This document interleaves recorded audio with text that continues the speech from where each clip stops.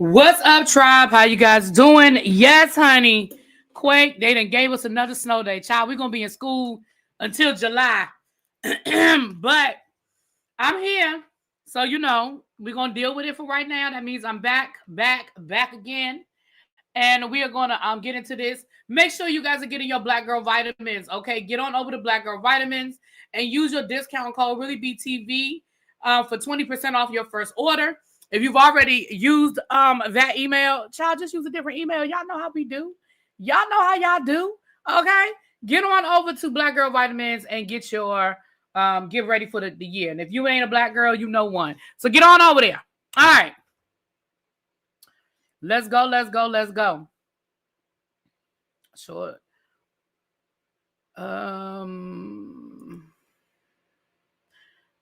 The other thing I want to do before we get into the things, this video didn't post until late last night. I thought I posted it earlier yesterday. But if you are interested in become part of the Traders Fantasy League, you got to get on it before the end of the day. You have until midnight tonight to send your 6 names to Kiss My Cheeks TV. She will add your name to the spreadsheet. Those are the 6 names of the people that you think will make it the furthest on this season's Traders. The first 2 episodes drop at midnight tonight, and that's why we're gonna have to cut it off tonight at midnight. Now, you do not have to participate in the cash option. Okay, if you would like to be a part of the pot, then you need to Cash App $10 to me, and please, in your Cash App, use your YouTube screen name so that we can keep an accurate account of who all is in the pot, okay? So, email Kiss My Cheeks. That's her email right there, Angela Johnson 5803@yahoo.com.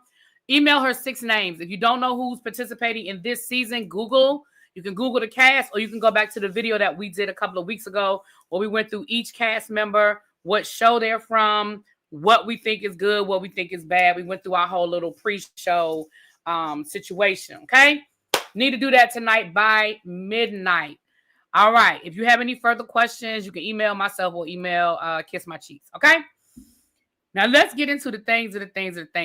Child, listen, I really wanted to go live yesterday and talk about some of this stuff, but baby, y'all kept me busy yesterday. Okay. Y'all kept me busy. Now this is a tribe meeting, so we're a little more informal. So let me say hi to my people. Hey, Quake. What's up, Informed? Hey, little baby. Lock Queen. Child, this thing. What's up, Lock Queen? Hey, Sierra Brown. Hey, J Diva. Teddy C. Hey, little baby. Candy Loves TV. Hey, Really Being Tribe. You're showing out. Yes, I am. Child, I'm trying to get in where I fit in. Listen, when there's content to talk about and I'm home, we're going to talk about it. Now, when ain't nothing to talk about, well, y'all, I went out for the first time in 2 days. I left. I drove out of here.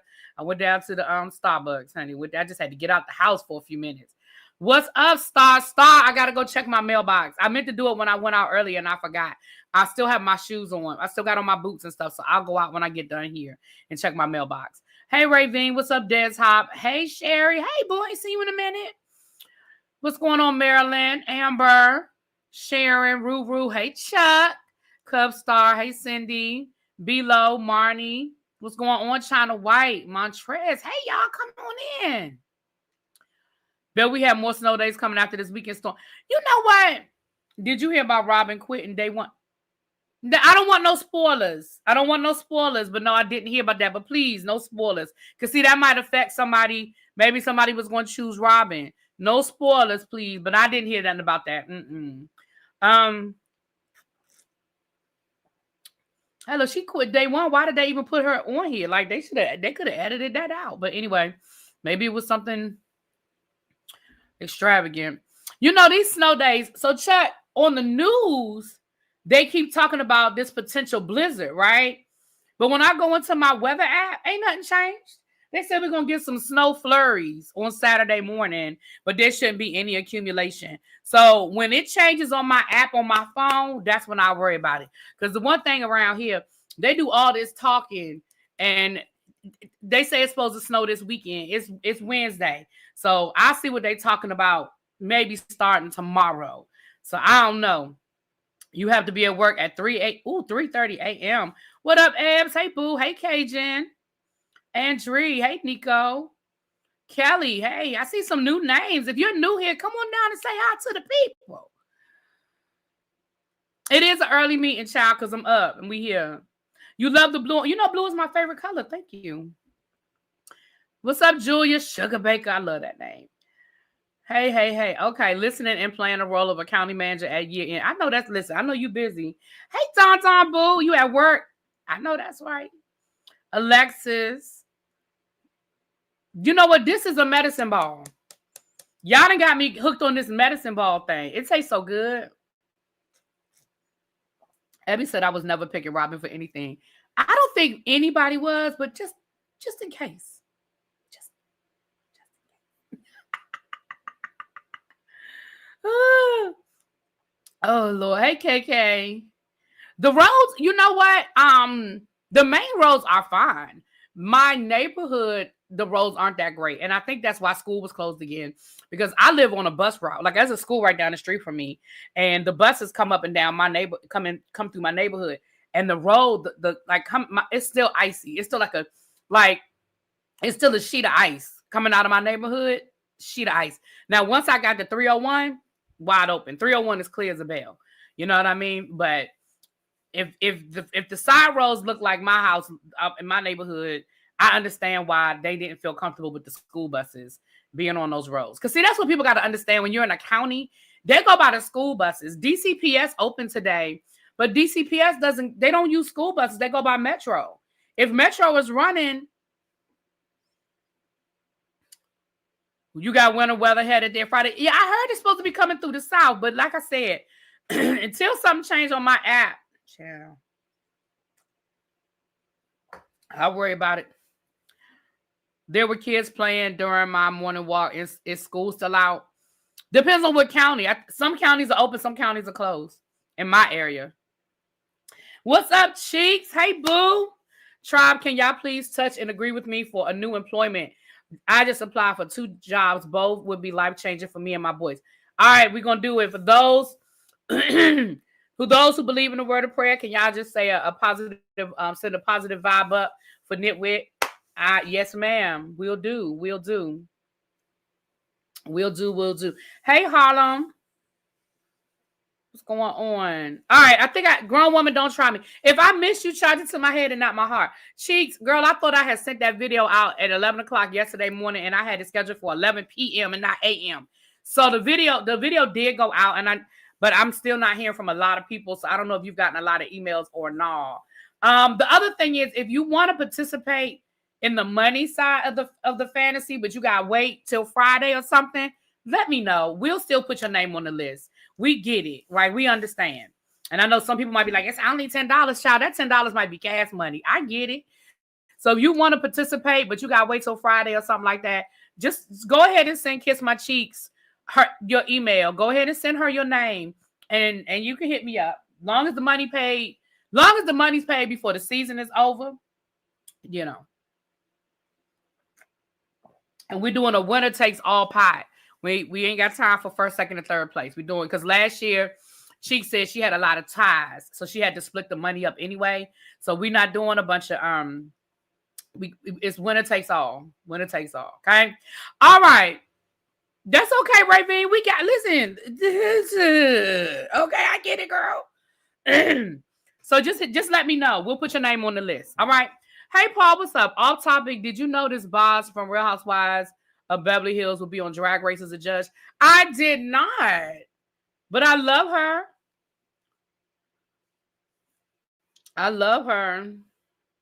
I did not watch Special Forces. It doesn't do it for me. Not my thing. Kiss My Cheeks. Are you going to do Special Forces? She likes all those competition shows. She may do it. All right, y'all. Let's get into some things of the things. All right. First of all, where do we want to start? We have some really explosive things. So let's get into the small stuff first. And we're going to because we got some big stuff to talk about today, y'all.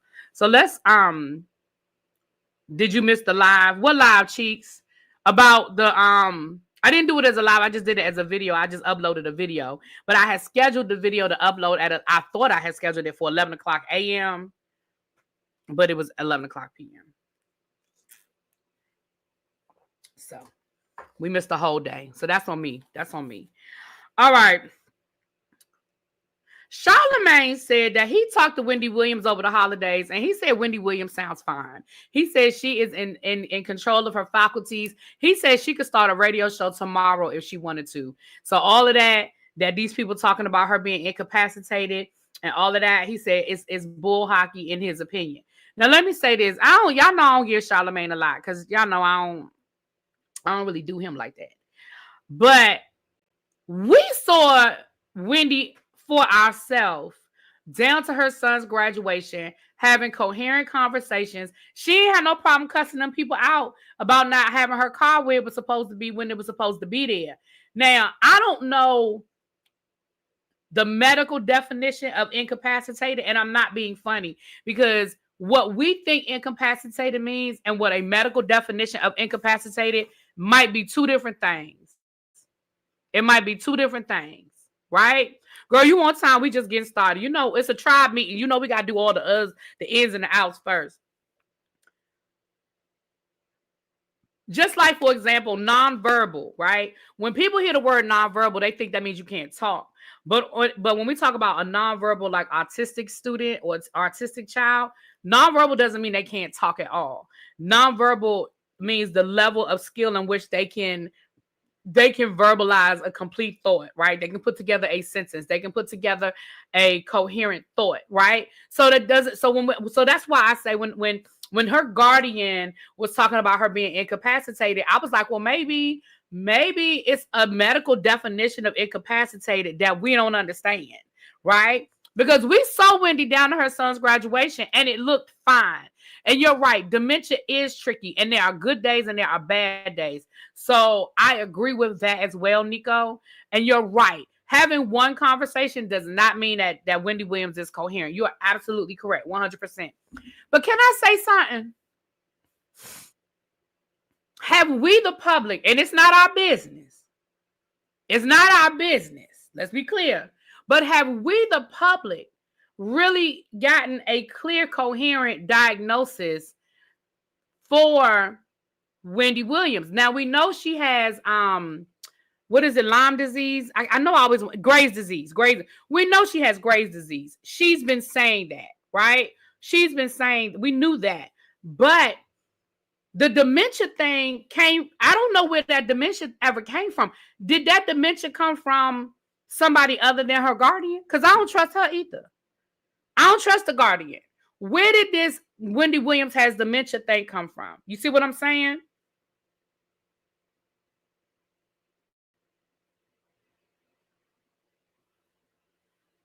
I don't know where that came from, because what we saw on that documentary, I understand we did not get a coherent, I understand we didn't get a coherent Wendy Williams on that documentary, but we also got a Wendy Williams that was still drinking. So like a sober Wendy Williams, I think is different than what we saw on that documentary. Y'all know what I mean? And again, I don't know, but I'm just wondering, where did we get that from? I thought the dementia was alcohol induced. Can alcohol induce dementia? I'm not being funny. I don't know. Yeah, Harlem, I feel the same way. I wonder, I need to know where the dementia came from. I need to know that, because if the dementia came from the guardian, I don't believe nothing that woman's saying. Now, if the dementia is coming from Wendy herself or somebody that we know Wendy has put trust in her inner circle, okay, then I might go with that. But anybody outside of that, that's the part I don't understand. Where did that ever come from? Alcohol can cause brain inflammation. Oh, see, I did not know. That's why I love the tribe. Boy, and when I ain't even being funny, I love y'all because I didn't know that. I mean, I knew alcohol could do a lot of things, but I did not know that. Somebody said if it was alcohol-induced, it's reversible. Okay. But that makes sense, though, Cheryl. Thank you, boo. That makes sense what Cheryl said. Okay. Yes, it was stated that the dementia was alcohol-induced. Okay. Cheryl said gerontologist. Is that what you're saying? You're a gerontologist? Did I say that right? Excessive alcohol consumption increases a person's risk of developing dementia. I did not know that. What's up, St. James? Hey, boo. Y'all know what? See, I come down here for y'all as much as y'all come down here for me. I did not know that. Look at that. I honestly did not know that. Get out of here. Yes, honey, I got another snow day, honey. I know we're going to be at work tomorrow, though. I know. Woo, we're going to be at work bright and early tomorrow morning, but that's okay. I ain't complaining. I am not complaining. Okay. Cut down to Jack Daniels. No, ma'am, I will not. Look, he made me cough. Hell no, I ain't cutting down to Jack. I am a gerontologist, study of the aging. Oh, sure, that's interesting.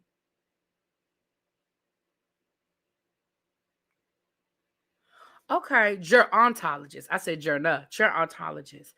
Okay, thank you for giving me the phonetic. Thank you. Study of the aging. Thank you, Cheryl. I love y'all. I ain't lying, I do. I ain't lying, I do. Well, I personally, and I said this from the beginning, I do not know the full extent of what is or is not going on with Wendy Williams. Let me just put that on the table. Boom, don't know. But I said from the beginning that Wendy Williams, the minute they canceled her show or whatever happened with her show, she should have started a podcast. If Wendy Williams has, and now I know she was dealing with other issues, the alcoholism, and I get it. I get all of that. But if Wendy Williams really, truly has full control of her faculties at this point, if Wendy Williams pull out a mic and a laptop, Wendy Williams would have the #1 podcast streaming in America. And I mean that. I mean that. She would be up there with the Shannon Sharps and some of these other people that have these million, Tasha K's, these million subscribers. Like, I believe that. I 100% believe that in my heart. Now, the question is she sober? Is she healthy? And can she maintain it? That's the question. I think her immediate issue right now is to resolve whatever's going on with this guardian. They need to resolve that first. That needs to be resolved first. And if and when they can resolve that, baby, all she needs is a mic and a laptop. She don't need to leave her house and a good producer. But she literally can just start. Look at Don Lemon. Look at what Don Lemon is doing. Don Lemon is starting from the ground up. Now, he has a producer and everything now, but when he first started, Don Lemon was just going live, honey. His name and his notoriety gets people in the room. And his show is getting better and better. And we're seeing a different side of Don Lemon without the constraints of being on a network show, right? He cussing, he talking about people. You know what I'm saying? But I absolutely think, and y'all know, for those who've been around, y'all know I've been saying this from the beginning. If she put a mic, she set up a mic and a laptop. Can Wendy spell her name? You so damn shady. Yes, I think Wendy is fine. I'm gonna be honest with y'all. I think Wendy's fine. I think Wendy's problem is, I think Wendy was dealing with a broken heart. I think Wendy allowed, because remember, the whole downfall started when she relapsed, right? She relapsed, and she never quite got it back. Once, I truly believe that Kevin, and I know Kevin is a bad guy. He gets a bad rap. Not a bad rap. I think he earned it. But I also think that Kevin kept her functional. Whether that's good or bad, whether that's toxic or not, I think that Kevin kept her functional. And when she finally left Kevin, or Kevin left her, however story you want to tell, she no longer had that person that kept her functional. She no longer had that person that made sure that, okay, you can get high, but you can't get too high. Okay, you can drink, but you can't drink too much. You still got to get up in the morning and you still got to go to work. Then that conservatorship happened where allegedly, Kevin was trying to steal her money. Allegedly. Right? And I think that was just the beginning of the end. You know, she no longer, she relapsed and she was drunk. And then you had these, you know, then you have the succubuses come in and take advantage of her. I think Wendy's dealing with issues? Absolutely. But Wendy's biggest problem, in my opinion, is Wendy never truly learned to love herself. Thus the plastic surgery, thus her allowing Kevin. Because let's be clear. Let's be clear. Wendy did not divorce Kevin because Kevin was cheating. Wendy divorced Kevin because we found out Kevin was cheating. Y'all feel what I'm saying? Wendy knew about that woman. Wendy knew about that baby. Wendy knew about all of that. He bought the woman a house with Wendy's money. He bought the woman a Porsche with Wendy's money. Wendy knew about that woman. Wendy didn't divorce Kevin because she found out about the affair. Wendy divorced Kevin because we found out about the affair.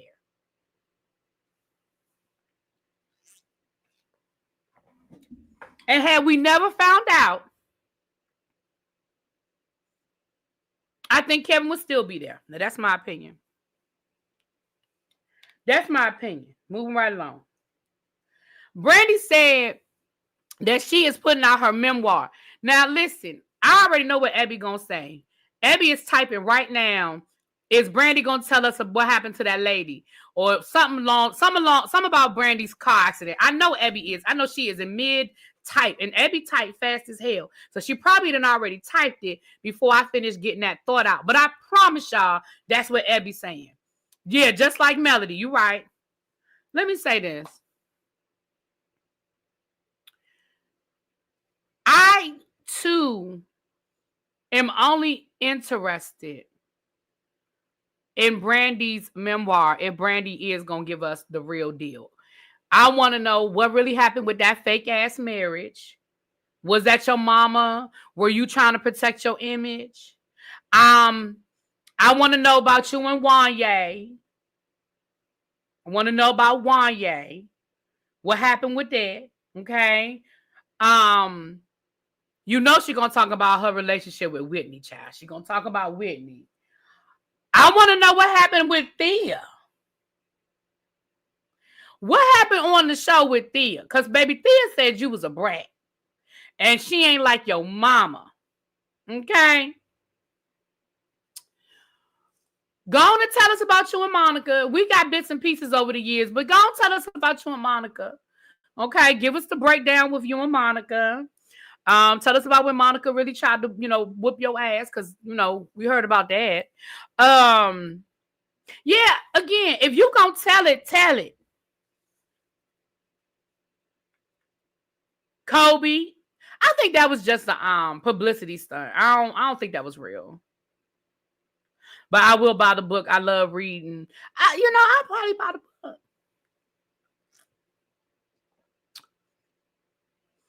Want to know about that ass whooping? Hey, Miss Toby. Hey, fool. I want to know about that guy whose eye she messed up. Yes, the guy from Immature. Okay. Her and Shine. Want to hear about her and Shirley Ralph? Yes, because Shirley Ralph allegedly left the show because of her mama. I want to hear about you and Countess Vaughn. What went down with Countess Vaughn? How Moesha ended. Yeah, see, if you gonna tell it, baby, we want the Quincy Jones version of your memoir. We want you to tell it. Baby, if you gonna tell it, we want you to tell it. If I'm gonna tell it, then I gotta tell it. Oh, that's what we want. That's what we want. But she coming out with her memoir, so good for you, Brandy. Go and get it out, girl. Go on. She said it's the hardest thing she's ever had to do, honey. She said it's been hard on her. Hard out here for a pimp. She said it's been hard trying to write that memoir. I want to know about her relationship with her daughter, because her daughter, she said that her relationship with her daughter was really bad. Her relationship with her daughter was really bad. And they had to really work through some things. And I'm sure a lot of it had to do with her being a working mom, her not being around a lot, yada, yada, yada. Quincy told on everybody but himself. Quincy told on himself. He did. He told it. But everything else was so salacious. They focused on the other stuff, you know. Why did she lie to Oprah? Everybody lied to Oprah. Y'all remember when Janet Jackson lied to Oprah, baby? Janet Jackson. Y'all know I love me some Janet. Y'all know I love Janet. Y'all know that's my girl. But baby, Janet looked with Oprah dead in the face and lied to Oprah. Oprah said, everybody says that you and Renee are really married. I mean, are you really married? Then Oprah caught herself and said, well, I guess if you really are married and you don't want to tell me, you won't tell me the truth. And baby Janet started giggling. You know how she would do that giggle? No, we're not married. Only for y'all to get divorced 3 years later. Girl, everybody lied to Oprah, child. Everybody lied to Oprah.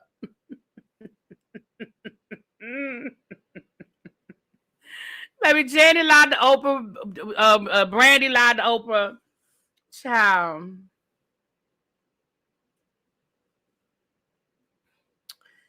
Tony tried to lie.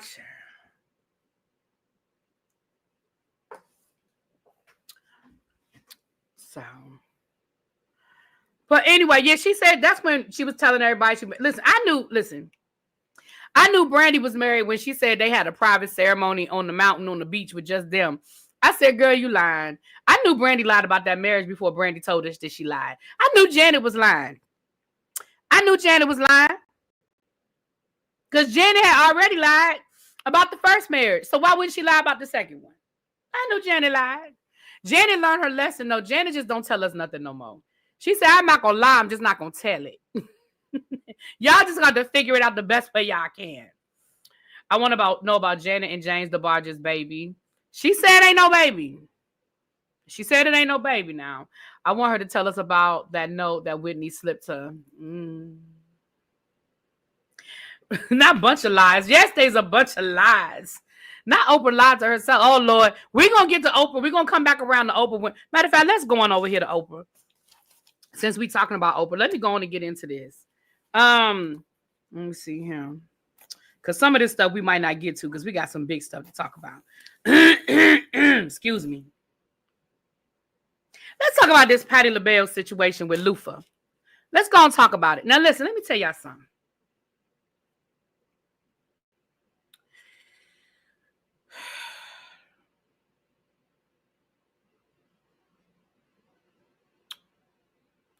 Y'all need to back up off of Patti. They say that Patti is heartbroken over how she was shown in the Lufa documentary.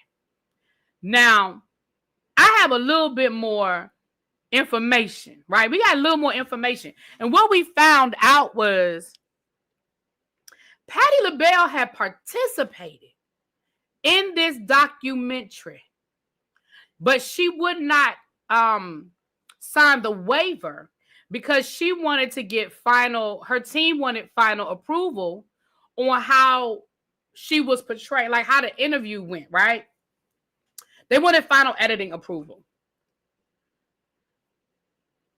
And contrary to popular belief, that's not uncommon for big celebrities. It is not uncommon for people when they participate in things or when they do certain interviews that they have final approval over the final cut.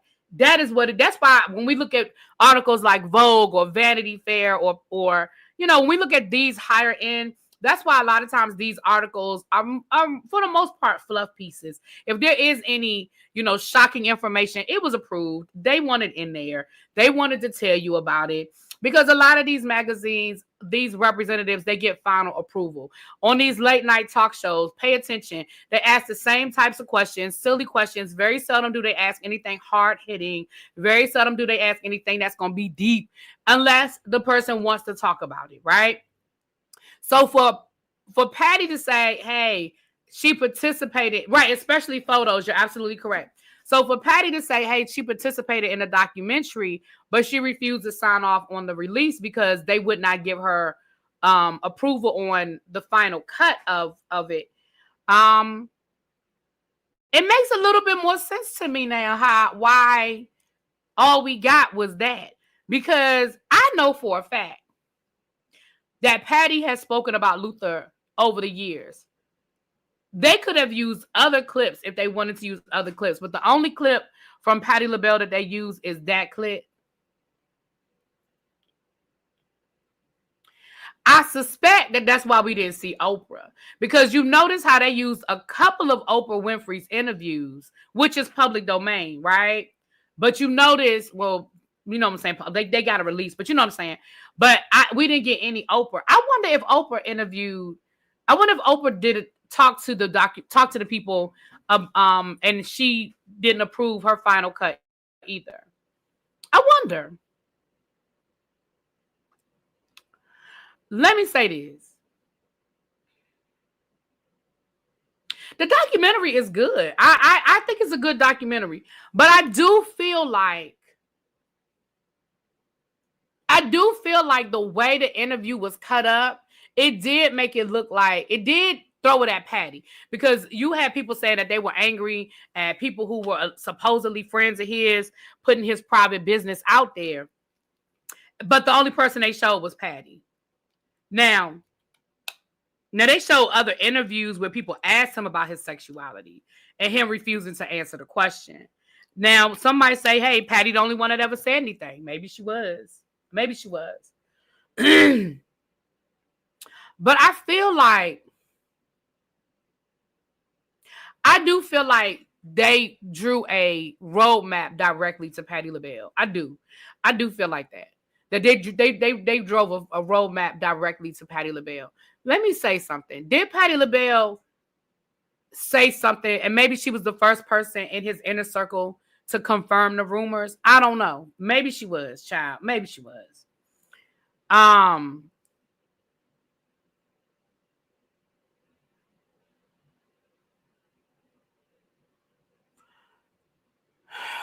just feel like I don't think it was done with any malice. I don't. I mean, we laughed about it and we joked about it. We laughed about it when it happened.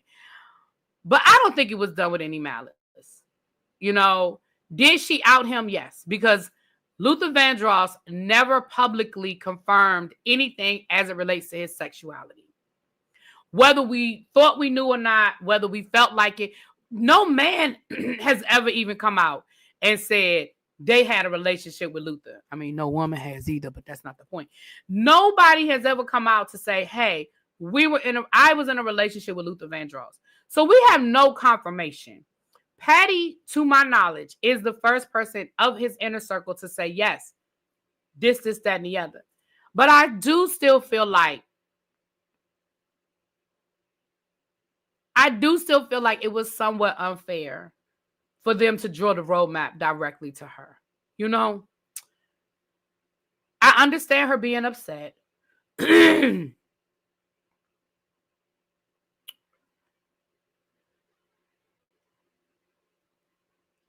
I do understand her being upset. But Patti, girl, you did say it. Girl, you did it. You did it. Now, do I think you did it in malice? No. Do I think you did it to hurt him? No. But girl, you did it. You did it. And I'm going to be honest with you. I do find it interesting that Patti didn't say nothing until after his mama died. Because she said that he was worried about his mama. And I found it interesting. You ain't say nothing until after Luther mama passed away. You ain't say nothing 10 years ago when his mama was still here. You didn't say nothing until his mama was gone.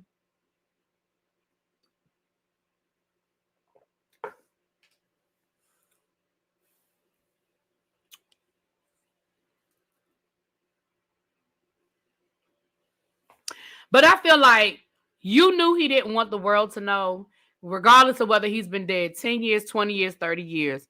You knew he didn't want the world to know. You said it. I understand you being upset, but girl, you said it. Do I think that it was edited in a way to draw the roadmap directly to you? Yeah. Patti helped take care of that man in his final days. That was his friend to the end, and that was a slip up. We all know Andy gets people tipsy and asks questions they can't get out of. Child, that wasn't a hard question to get out of. All she had to say was, Luther didn't speak on his sexuality when he was alive, and I'm not going to speak on it now. That's all she had to say. But again, I agree with you saying, Ruth. She was really his friend. She truly was a friend. And like I said, if you read her autobiography, she speaks on Luther multiple times throughout that book. They were really friends, and I do feel like he confided in her, But moving right along, I just wanted to speak on that, child, since we was talking about Oprah. It was on my list of people to talk about. Okay. St. James is in here. He did a whole live last night on this church situation where the girl had to stand in front of the church and repent and ask for forgiveness. Let me tell y'all something.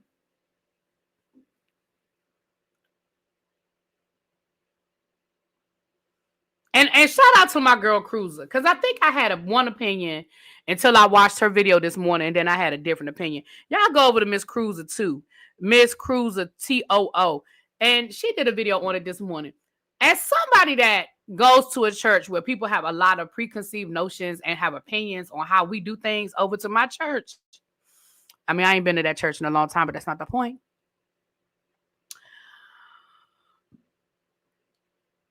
I have heard of this before. Y'all never heard of this before?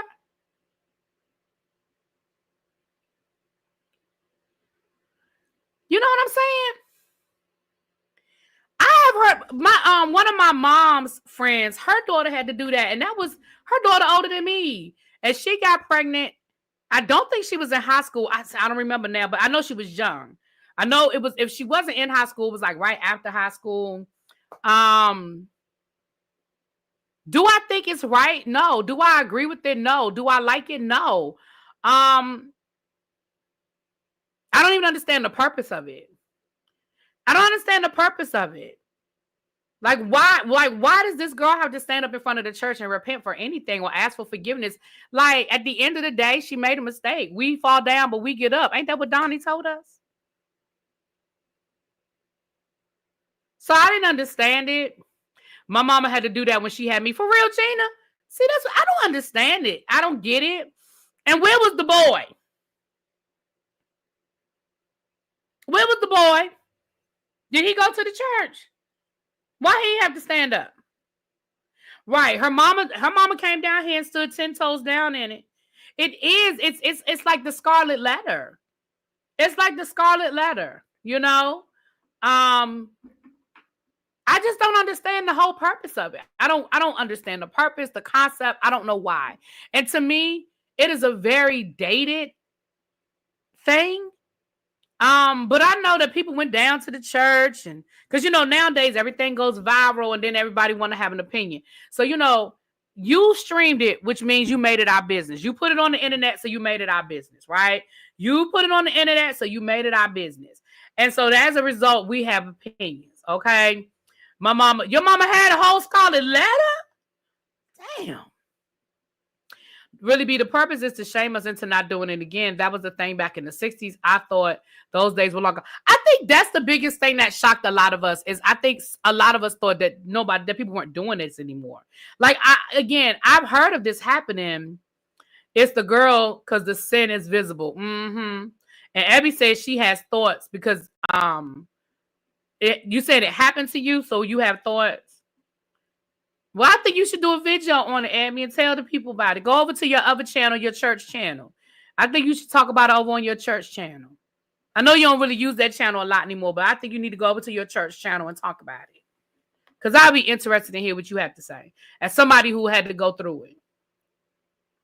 But it isn't biblical. It doesn't align with the word at all, and it's coming from a seminary graduate. Oh, that's coming from a seminary. Let me tell you something. It's a whole lot of stuff that be happening in these churches that didn't come from nobody's book. Not no Bible. Seems antiquated. Yeah, it's crazy to me. Pause for the cause. First of all, if you have not done so, and I know it might be triggering for you, so I said that as a way. I said that because I want to know, but if it's something that's triggering for you, then certainly don't do that. Abby said I'll try to do a story time. Okay, let me say this.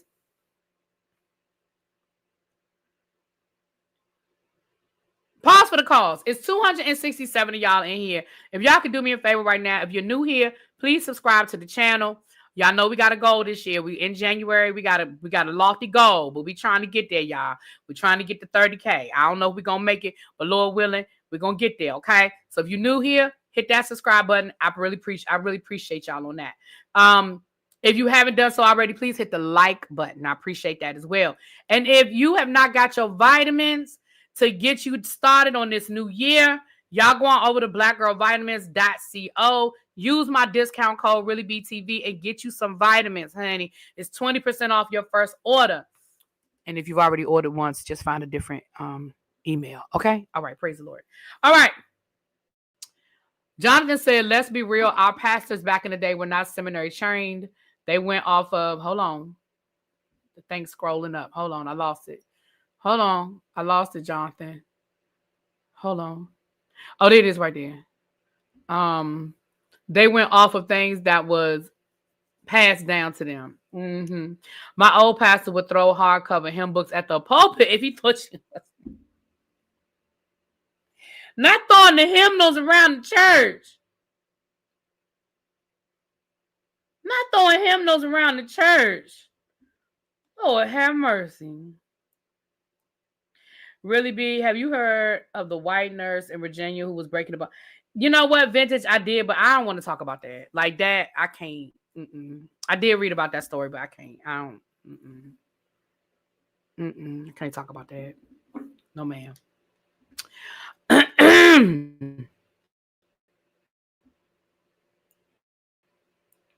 Some stuff I just can't, y'all. I can't. I can't do it. All right, but yeah, child. Are you flirting, Cajun? Are you flirting with Chuck? What you mean? How you holding up over there? What he supposed to be holding up to?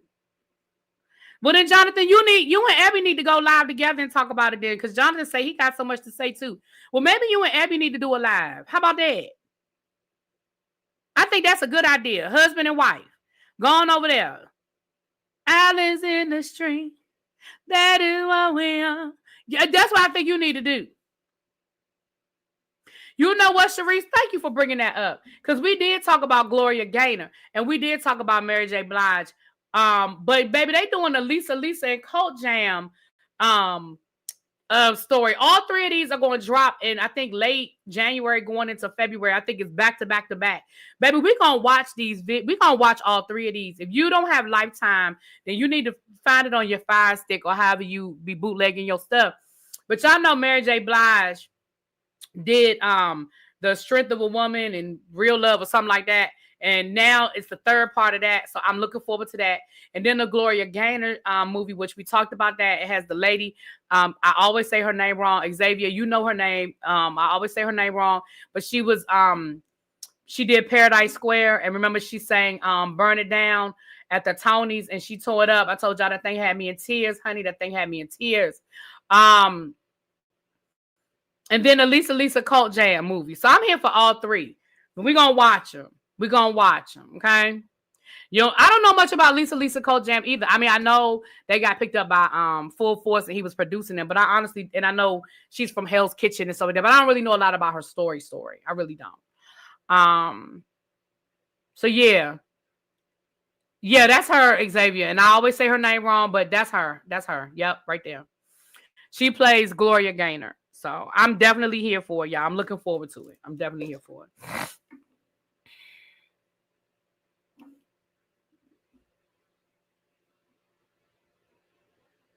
KJ, ain't nobody doing this with you. Moving right along. But I think, yeah, y'all text each other and you let me know because I'll be here for that. Okay. Child, let's talk about this Tasha K and Cardi B situation. Let's move on over. Now, we've been following this Tasha K and Cardi B situation forever, honey. We've been following it, you know, forever. Okay. Let's go on over here and see what because Tasha K said that Cardi B is trying to ruin her career. I'm sorry, what?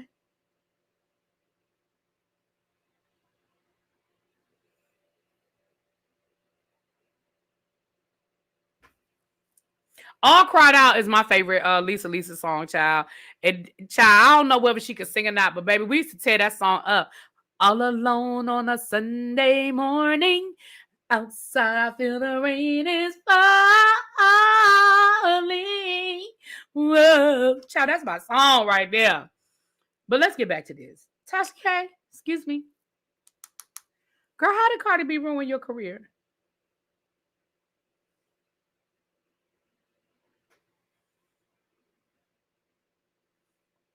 Now, here's what had happened.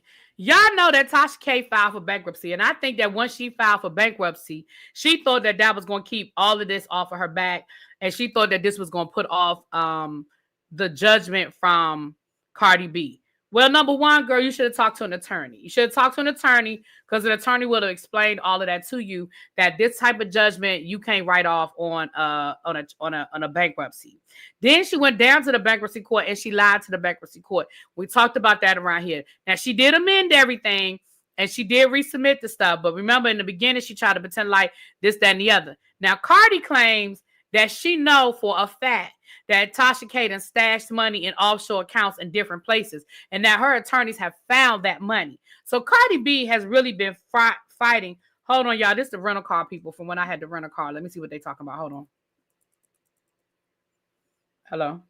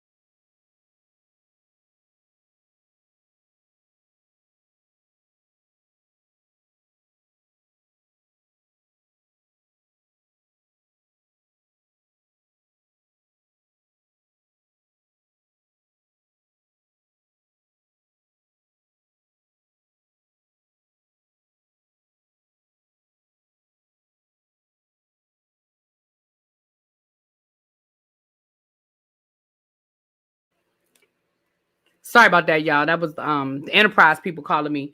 So I had to I had a rental car and I had to take it back. But when I took it back, they weren't there. So that was them calling me just to make sure everything was everything. So that's why I wanted to take the call. Because you try to call people back and then you can't get nobody on the phone, and then so okay. Well, let me read y'all what TMZ said. Tasha K is firing back at Cardi B's claims that she was hiding money in her bankruptcy case. She says the rapper is just trying to financially ruin her and sabotage her career. In new docs obtained by TMZ, the blogger alleges Cardi B tried to bully her financially and interfere with her bankruptcy case that she filed back in 2023 after Cardi scored a huge judgment against her. She says she thinks it's pretty clear the rapper wants to sabotage her career by trying to condition any settlement of the debt with a broad restriction on her ability to talk freely on her blogs and other social media. Tasha says in the paperwork the case should not be thrown out, insisting she deserves a chance to present her own plan to the bankruptcy court to see if it can be confirmed. This comes in response to paperwork Cardi filed last month asking the judge to toss Tasha K's bankruptcy case, where she questioned whether Tasha was really too broke to pay down the $3.4 million that she owes Cardi after losing the defamation case. Cardi also accused Tasha of living a life in luxury while allegedly hiding money from creditors, claiming she uncovered multiple offshore trust accounts that Tasha holds. So the way a bankruptcy works is contrary to popular belief, just because you found bankruptcy does not mean it will be approved. You file the bankruptcy, you go through all of the paperwork, and then the bankruptcy court decides whether or not they're going to approve it or not, right? So what Cardi B did was Cardi B's attorneys filed paperwork with the bankruptcy court saying, don't approve this bankruptcy. This is just a ploy for her to try to get out of paying me my money in a timely manner. She's really not broke. She really can afford to pay her bills. She really can afford to pay me. And so it sounds like the court is sort of leaning towards agreeing with what Cardi B is saying. And Tasha is saying, no, don't throw it out. Give me an opportunity to present a paperwork, a schedule to pay off my bills. Now, if I remember correctly, when Tasha first filed bankruptcy, it wasn't nothing on the bankruptcy for the outside of the judgment against her with Cardi B. There was nothing really on her bankruptcy. It was like a car, her house, and she wasn't even behind on her house. Like, it wasn't like she was in foreclosure or something. I want to say she either sold the house or put the house in her child's name. Remember, she had put all of her companies in her husband's name. So Tasha K didn't have anything in her name. So Cardi B is basically saying, listen, she lying. This is all a scheme set up by Todd to come to the court with the bullshit. That's what she said. Now, I don't understand how you going to claim that Cardi B tried to ruin you when you tried to ruin her. Like, ma'am, can we go to the beginning and work our way forward? Girl, you started this. Right, Marnie. When she first filed bankruptcy, she was bragging because she really thought this was going to be the end of it. She really thought that this was going to get her I'm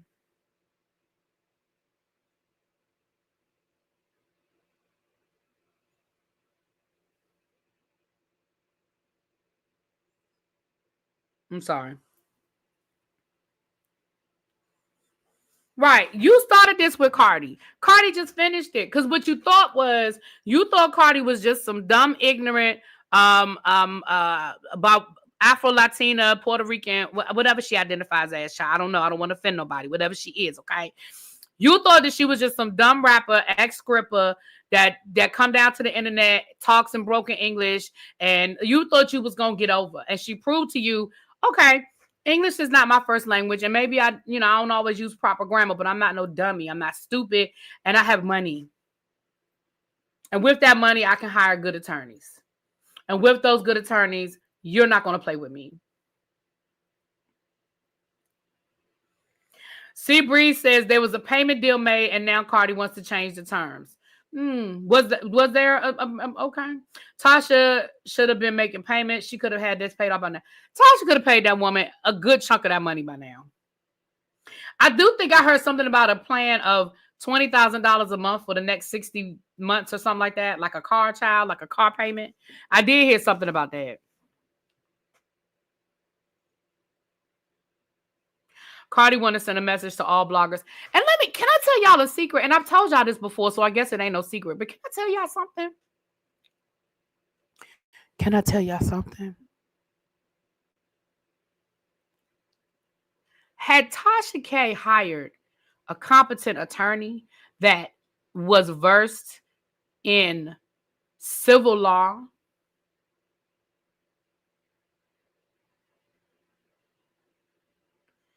she probably wouldn't have lost that case.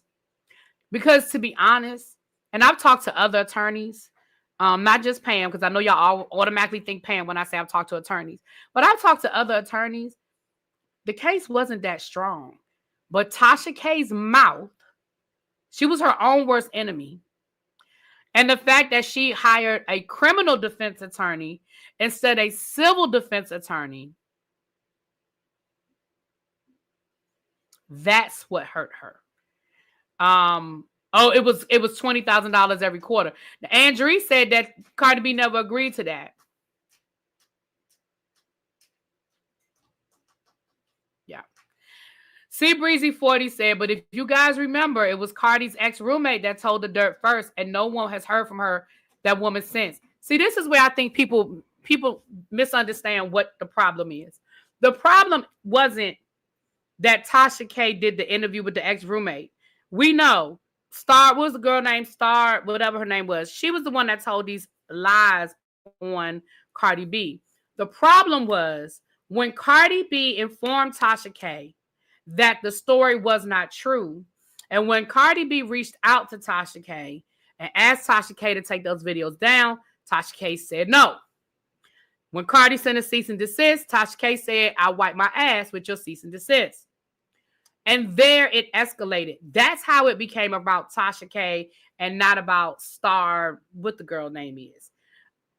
Anytime we open up our platform to people as bloggers, as YouTubers, as interviewers, whatever, we all take a risk of somebody coming on here and saying something that may be defamatory, say something that may not be true.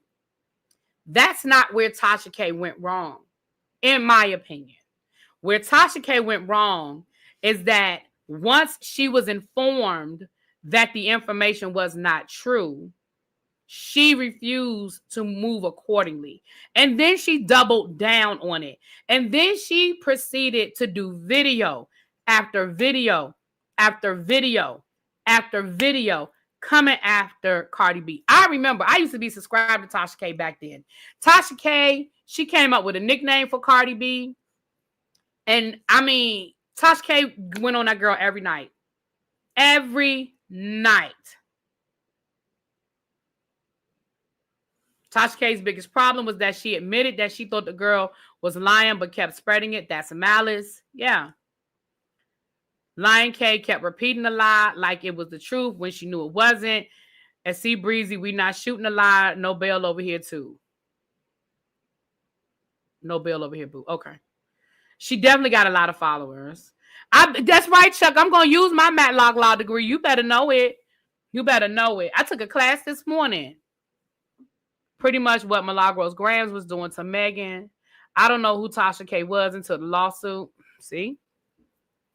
So, and then she was doing stuff like putting pictures up of Cardi, showing cold sores, saying, see, look, there's a cold sore right there. That's how I know I'm like, she literally took it, like she drug it, y'all. She drug it. And again, like I said, she absolutely, had she hired better attorneys, and I shouldn't say better attorneys, different attorneys. Let me not say better. Let me say different.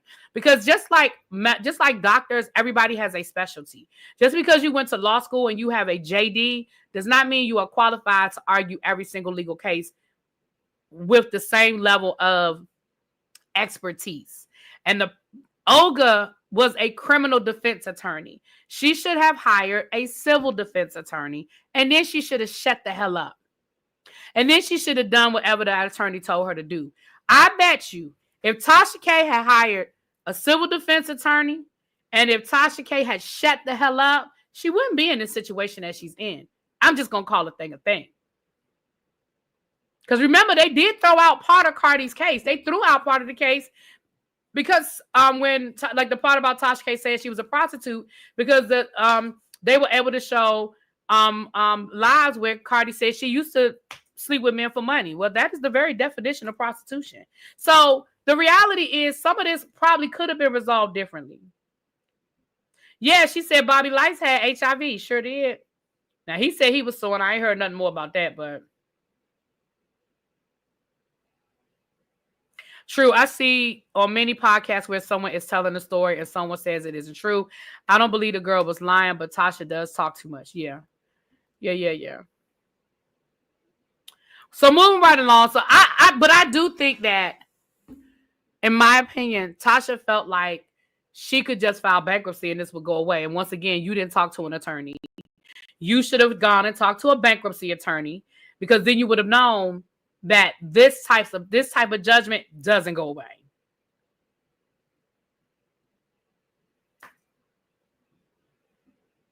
So moving right along. Okay. Now we're about to get into some heavy hitters.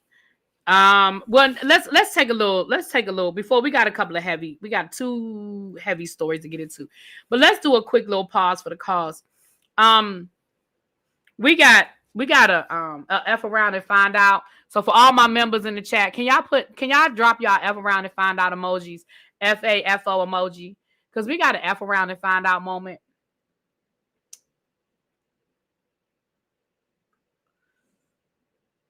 So Monday night.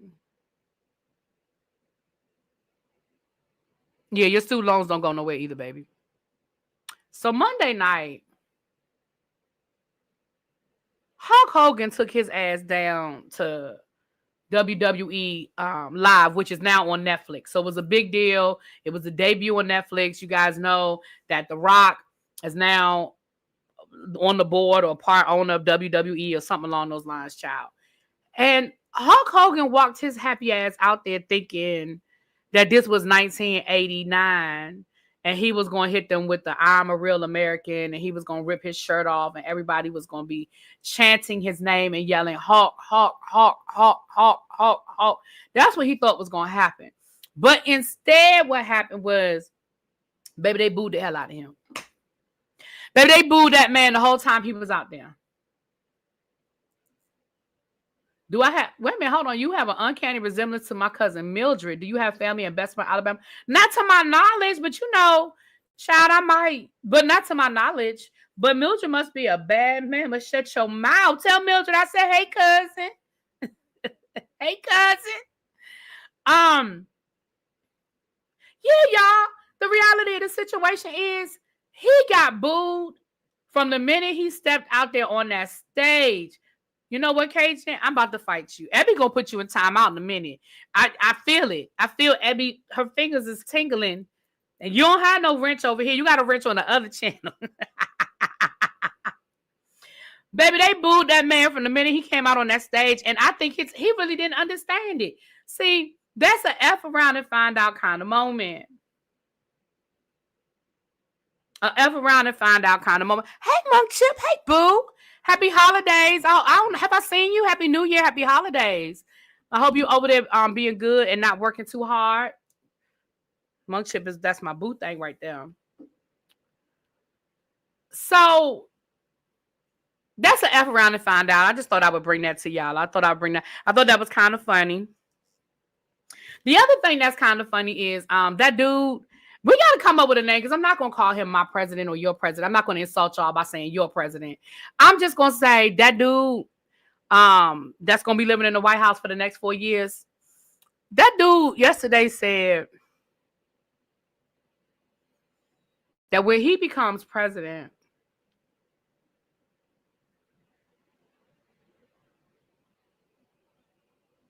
he's going to change. He's going to change. Y'all can't even get this shit out. He's going to change the Gulf of Mexico to the Gulf of America.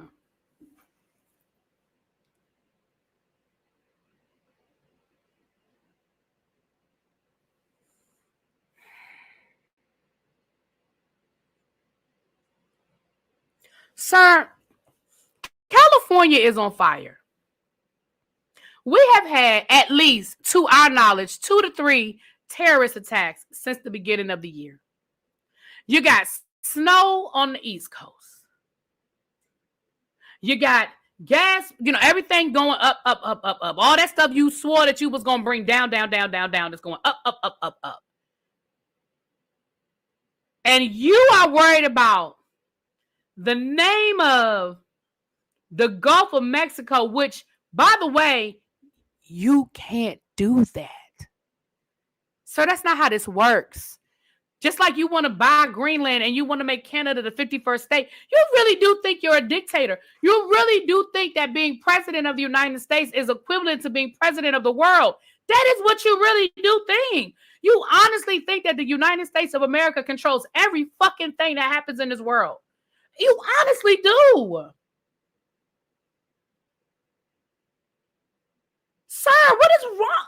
Y'all, now we was talking about Wendy at the top of the hour about her possibly dealing with dementia. I really do think this man is dealing with some level of dementia. And I'm not even being funny. Something is wrong with this man.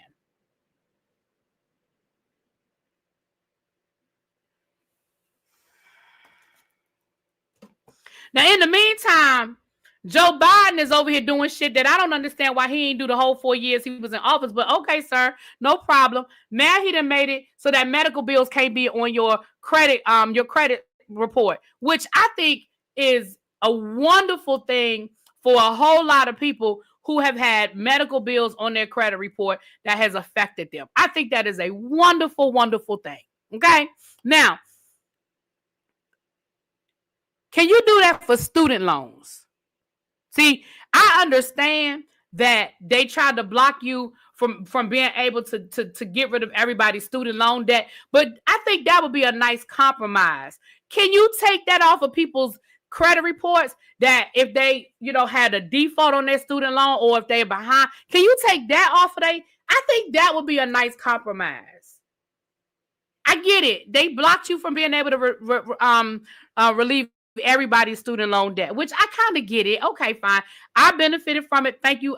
Joe Biden will always be my friend, because, baby, he got rid of my student loan debt. I qualified for the program. I applied for the program, and my student loan debt is now at zero. Baby, I told y'all this before. I owed more in student loan debt than I owed on my house, okay? I cannot describe to y'all the feeling of euphoria that I had when I got that letter and I verified that my student loan debt was now at zero. I can't tell y'all how that feel, okay? But can we come up with a compromise? Can you take that off of people's credit reports? I thought the medical bills on credit report was already a thing, like Biden had already done so. I don't know. That's not the way they're reading it. I mean, that's not how I understand it, but maybe that's not how I understand it.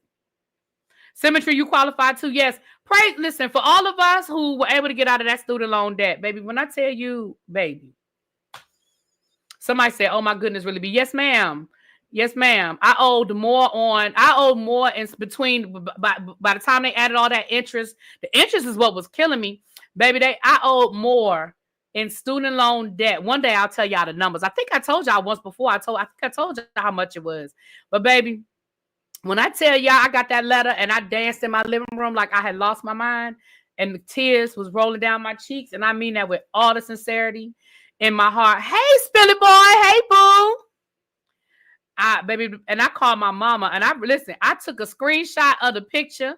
I took a screenshot of the letter and I sent it to my mom. I said, Mama, can you read this? Because I just want to make sure that I'm reading I just want to make sure that I'm comprehending correctly what that says. I just want to make sure that I understand that I'm reading this correctly. Baby. Really, was over there trying to be Wendy Oswego with all those degrees. Oh, you mean Cepho? Listen, I told y'all that's the only reason why I haven't gone back for a doctorate is because I don't want to get in debt again. I didn't want to add any more debt when I owed all that money. I didn't want to keep adding debt. And now that I'm out of debt, I'm so scared. I don't want to go back into debt like that again. I just don't. So if I can't find a program, or if I can't afford to pay, like where I work now, they'll do tuition reimbursement. But hell, I still got to pay on the front end. Like I'll get the money back at the end of the class, but hell, I got to still pay for it. So yeah, so shout out to Joe Biden for the people that's going to help, and especially that's going to help a lot of because let me tell y'all something. I told y'all before, when I got sick, that time when I got sick and I was in the hospital and I couldn't walk and all of that stuff, baby, I understood how people can be totally wiped out off of medical debt. Because but for the grace of God, I've told y'all this before, but I'm going to go ahead and give y'all my testimony. I'm going to make it short. But for the grace of God, I had changed jobs. And most people, when they change jobs, you have to wait 30 days or 60 days or something like that for your insurance to kick in. I started working. This is when I worked. This is when I worked at the Board of Education for the state of Maryland. You only had like your insurance it kicked in immediately. I think it was 15 days. I think you had to wait. I think it was 15 days. And they processed, once you worked your 15 days, then that's when they would process your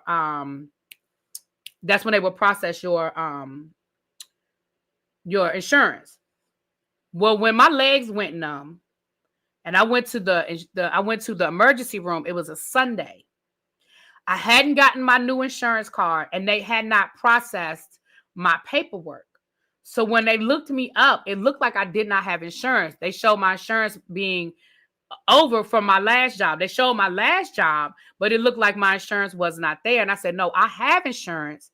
But I said, I changed jobs, but I haven't gotten my new insurance card. And baby, them people treated me like I was a bum off the street because they thought I did not have insurance. I've told y'all this story before. I'm giving y'all the short version of the story now. Long story short, as soon as Monday morning rolled around and I could get somebody on the phone, they verified with the hospital, because they ended up admitting me to the hospital. They verified with the hospital that I did have insurance. It was sitting on somebody's desk. They had to process it, but it was dated. The date predated when I went to the emergency room, right? By the time I got home, in that little bit of time that it took them to process my insurance, they showed in the system that I had insurance, but they had to process it. And that maybe 3 or 4 days that it took them to process my paperwork to put it in the system that I did have insurance, and it was backdated.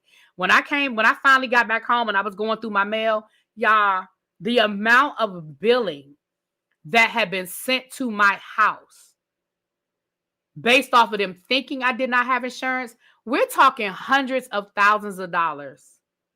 Hundreds of thousands of dollars in bills.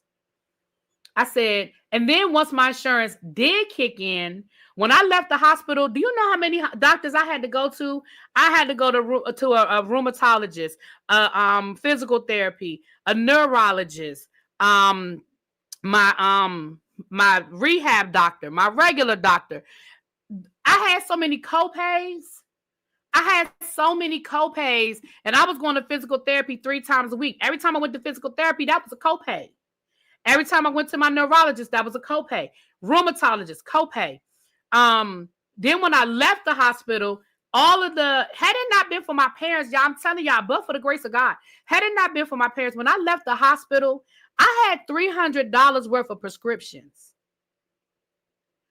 $300 worth of prescriptions. I hadn't been working. I went into the hospital on October the 31st. I didn't get out of the hospital until the week before Christmas, December 20-something. I wasn't at work. I didn't go back to work full time until July. I started going back to work part-time in January, but my doctor didn't release me to go back to work full time until July. But for the grace of God, baby, if it had not been for my parents, who y'all think paid that $300 for me to get my prescription when I got out of the hospital? My parents. My parents. And then they wonder why nobody was crying about that guy unaliving the CEO of the health. I mean, again, nobody is dancing, but that's why nobody was like, you know? Anyway, I done went left. Y'all done got me going left. Let's come back to the middle. When my sister had her baby 15 years ago, the bill was over $1 million, but her insurance paid the majority of it. See what I'm saying? And I know Spilly Boy know. He done gave his testimony over on his channel. He done gave his testimony. He went in thinking he had what you went for? A tooth procedure or something, Spilly Boy? He went for I want to say you said it was a tooth procedure, or you had a swollen gland and found out it was something else. And it was a whole life-changing situation. Nubian said, I've been there, really be, maybe not to your extent, but they sent me the bill. Yeah. Maybe when they sent that bill, my God. A toothache. That's what I knew it was something dental. Went in for a toothache. Came out with a whole nother diagnosis. Child, don't get me started on insurance being a scam, child. Ooh, Lordy. Ooh, Lordy. Yeah, that $1 million baby. Oh, okay, I ain't want to tell your story. He had lymphoma. Yeah, I ain't want to tell your story. He'd have told it. I mean, I know you didn't told it, but you know. Yeah. All right, y'all. Y'all done made me go left. Let's get back to the middle, child. Let's get back to the middle. All right. Sunny Hostin.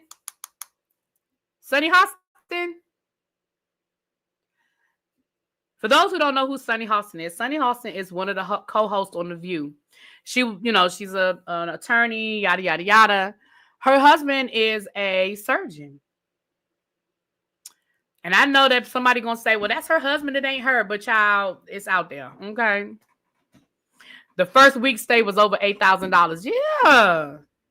United Healthcare used to be good. I had a premature son back in 99. He lived for only a month. Oh, I'm so sorry. The bill was over $1 million. They paid everything but $1,000. The hospital took care of that. Oh my. I'm so sorry to hear that, Vintage. Yeah, I think a lot of insurance companies used to be better than what they are. It's just like everything else. They just keep nickel and diming and taking everything away. So Sunny Hostin, like I said, she's one of the co-hosts on The View. And her husband is an attorney.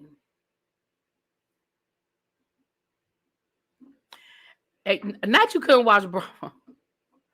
Look, when they moved me from the hospital to the rehab center, I was so mad because at the hospital I had what channel was it they had at the hospital? Ooh, the ID channel. Baby, I got addicted to the ID channel when I was at Georgetown University Hospital, and they had the ID channel, and I had got addicted, baby. I used to watch the ID channel all day and all night. And when they moved me to the rehab center, they moved me over to National Rehab NRH. Baby, they didn't have an ID channel, and my feelings was hurt. I said, "What? It's the same network. Why y'all don't have why y'all ain't got it over here?" You had foreigner disease in 2011. I ended up in the hospital, had 2 surgeries, which led to a cardiac and pulmonary embolism, which put me 2 weeks redressed, and I couldn't walk. It took me 4 months. Oh, wow, Chuck. A rehab to learn how to walk. My God. My God.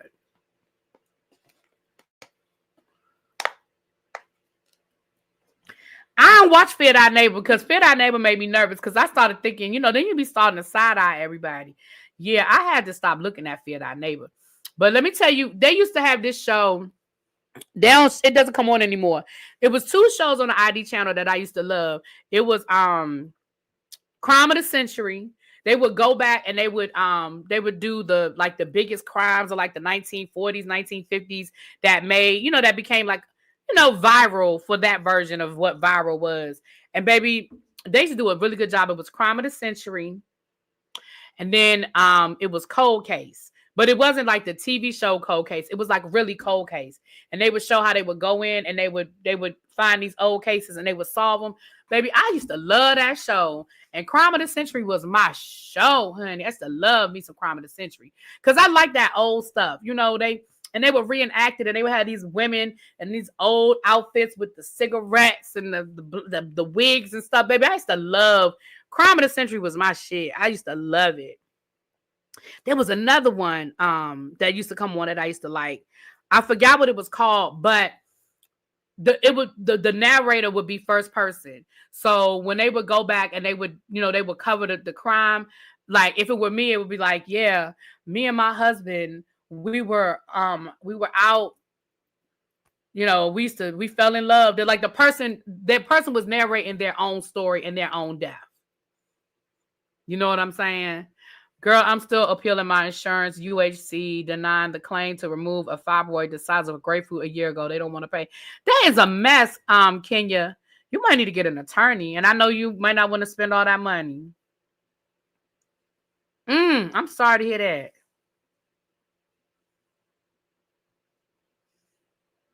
They pay nothing. Universal health care. Wow. Child, school still closed, honey. I'll be at work tomorrow, child, but I ain't gonna complain. A 2-day work week, I ain't mad about it. I wish I could remember the name of that show, but I used to love that show too because people would be narrating their own story and they'd be like, I didn't know that the summer of 74 would be my last summer to go to the beach with my kids.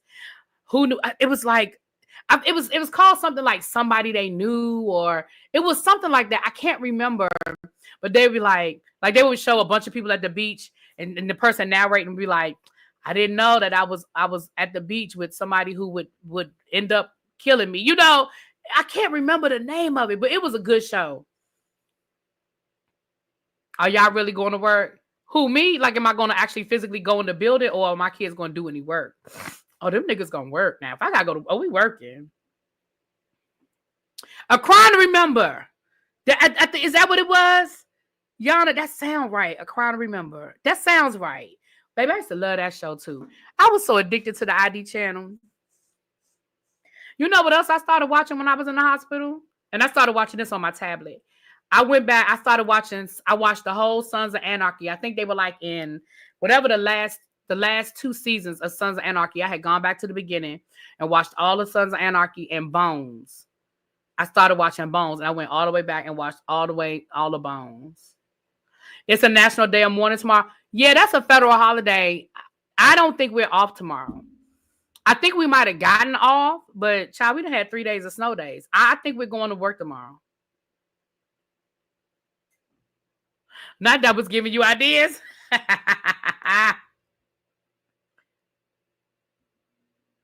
Yeah, I think I didn't hear nothing about us being off tomorrow. Someone you thought you knew. Is that what it was called?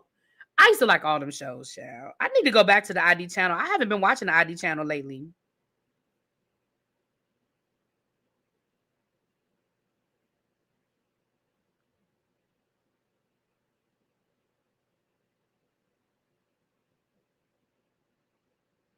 Yeah, I haven't been watching it. All right. Let's talk about Hostin Husband, child. Let's talk about it. So I'm gonna go on and tell y'all the truth. I'm gonna read y'all what he's accused of, and then I'm just gonna read y'all a little bit from the lawsuit. I do have the actual full lawsuit, but can I tell y'all the truth? Can we be honest? Baby, that lawsuit is 7,000 pages long. Ain't nobody reading all of that. I tried to even skim through it just to see if I could bring y'all the hot spots. Baby, the best I could do was find a section of the lawsuit where they actually physically mentioned Sonny's name. Did you miss the Patti stuff? You did. But basically what I said was that I feel bad for Patti because I don't think Patti meant to out that man, but she did. She did it. But I don't think she meant to. I really don't think she meant to, child. But child, she did it. But I also think they set her up. The way they edited that documentary, they set her up. They set her up because you talked about his friends outing him, but the only person you showed was Patti. Mm-hmm. All right, so I'm gonna read y'all this article about what Sonny Hostin from The View, her husband, who's a surgeon in New York. I'm gonna read y'all what he's accused of doing, and then I'm just gonna read y'all a little bit of the lawsuit where I actually physically found his name. Because, baby, when I tell you that lawsuit is 7,000 pages long, the lawsuit is 7,000 pages long, and I mean that from beginning to end, from rooter to the tutor. Okay, all right. So I'm gonna read y'all. This is coming from the Daily Mail. The View co-host Sonny Hostin's surgeon husband, Emmanuel, is accused of insurance fraud and a bombshell lawsuit. And the lawsuit is coming out of the Eastern District of New York, not the Southern District, but the Eastern District of New York. The longtime husband of The View co-host Sonny Hostin is starting the new year under a cloud after being accused of federal insurance fraud. Orthopedic surgeon Dr. Emmanuel Manny Hostin is among nearly 200 defendants named in one of the largest RICO cases ever filed in New York. He and many of the others are accused of getting kickbacks by performing surgery and fraudulently billing a company that insures tax companies, Uber and Lyft drivers. Hostin knowingly provided fraudulent medical and other healthcare services, including arthroscopic surgeries. The lawsuit filed on December 17th claims. Dang, it was filed December 17th. We just found out about it today. Oh, that's why he didn't go with you to the White House, Sonny. You said he had to work. Maybe that's why he didn't go to the White House with you for the Christmas party. Mm-hmm. The insurance firm America Transit was then billed in exchange for kickbacks and or other compensation, which were disguised as dividends or other cash distributions. Hostin's attorney, Daniel Thwaites, told the Daily Mail his client denies each and every allegation and called the lawsuit a blanket, scattershot, meritless lawsuit by a near bankrupt insurance carrier. Well, my. Well, my. All right. Well, y'all know he's going to get a good attorney. First of all, because they got money. Second of all, Sonny is an attorney, so she knows who the best of the best of the best is. And like I said, and she's an attorney herself. So, yeah, we know that he going to get the best legal team. It goes on to say, further says, it is meant to intimidate and harass doctors from collecting for care given to American Transit insured and their passengers. He and Hostin have an impeccable record. He said Hostin has an impeccable record, adding, American Transit has rushed into the lawsuit without ever conducting an examination of Dr. Hostin or expressing any concern to his lawyers.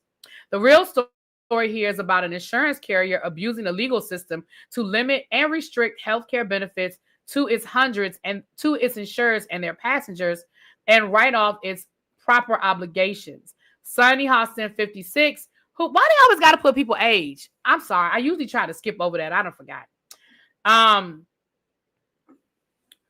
Has been married to the doctor for nearly a quarter of a century. They tied the knot in 1988, have 2 children. They live, why you have to tell where they live? They live in a palatial 10-bedroom, 10-bath estate in Purchase, New York. They met at church in Maryland, where he graduated from Johns Hopkins School of Medicine.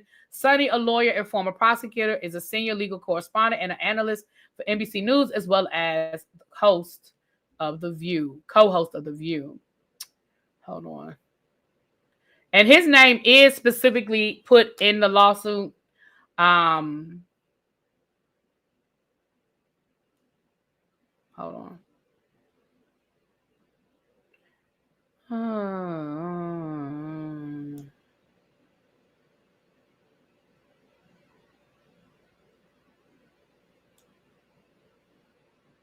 Okay.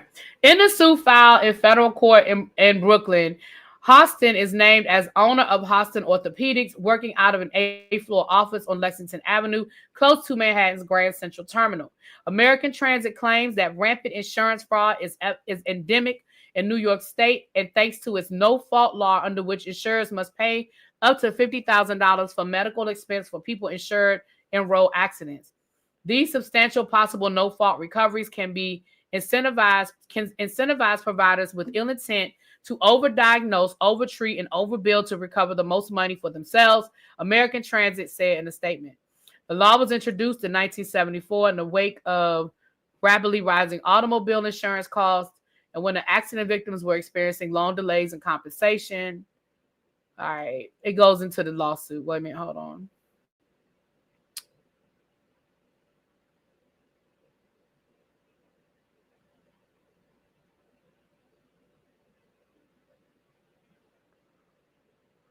Okay. The insurance company claims Hostin was given an investment interest in Empire State Ambulatory Surgery Center in exchange for referring a steady stream of patients.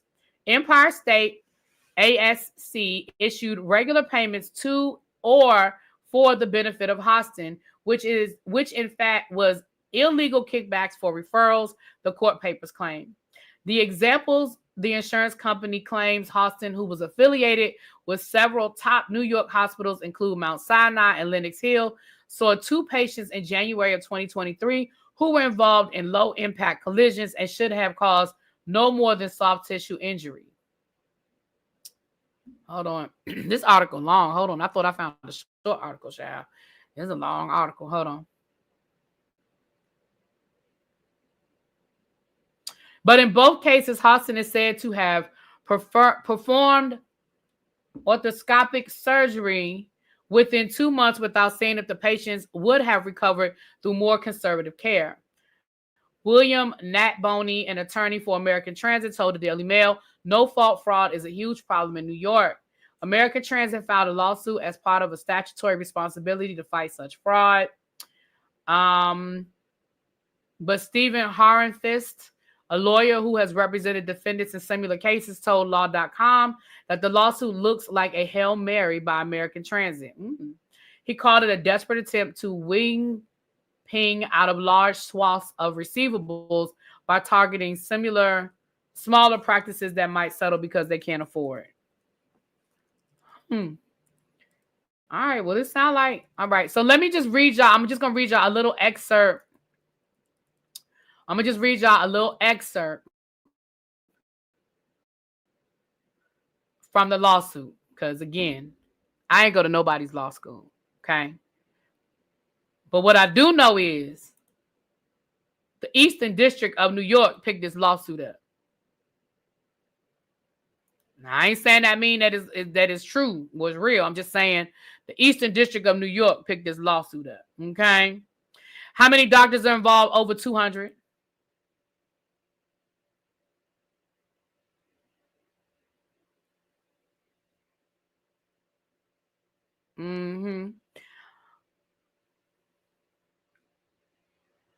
Okay. All right, I'm going to read y'all. Like I said, it's just an excerpt from the lawsuit because the lawsuit, what I tell y'all, is how many pages long? 7,000. So this is just an excerpt where I found information specifically talking about Sonny's husband. Okay. I'm gonna share it.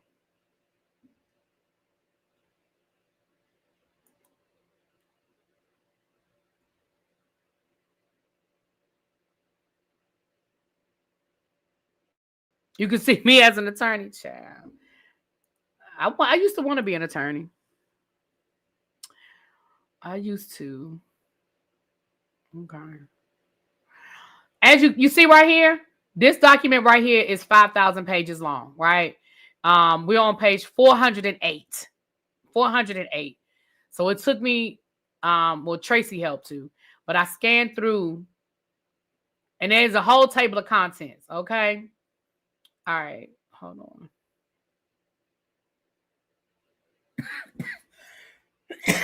Excuse me.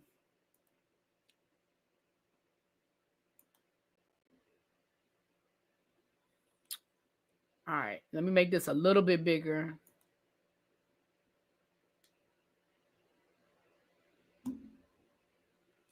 All right.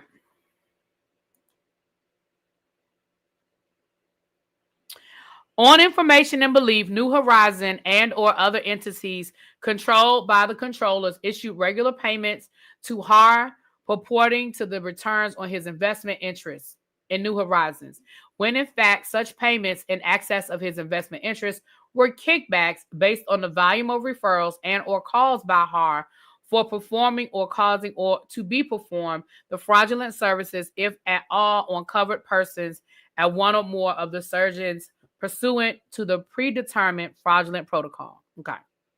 So here, right here, defendant Hostin, record owner of defendant Hostin Orthopedics, entered into a secret illegal referral kickback relationship with one or more of the controllers in exchange for which Hostin, through Hostin Orthopedics, would refer covered patients to the Sigacor.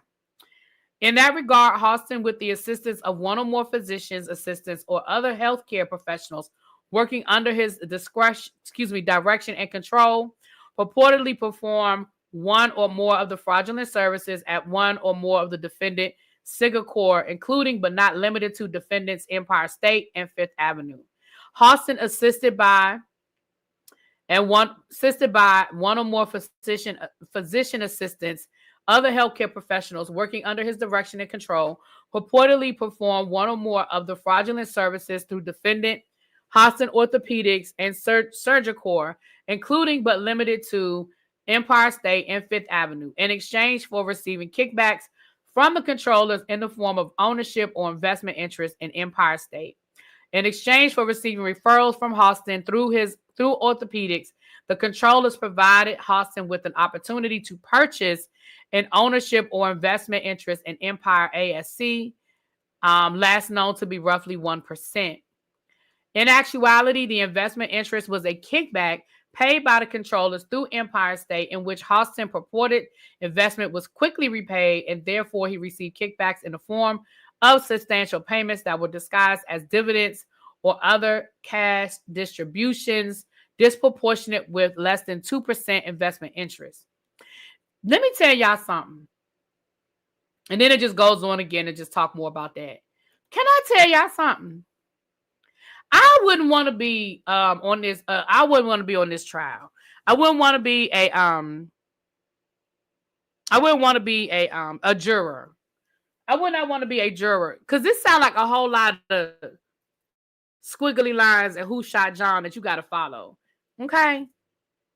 If the lawsuit itself is 7,000 pages, I can only imagine when it's time to really sit down and break all of this down. And you're talking about over 200, well, about 200 defendants. That's a lot of people. Now, that don't mean he guilty or innocent, child. I don't know these people. But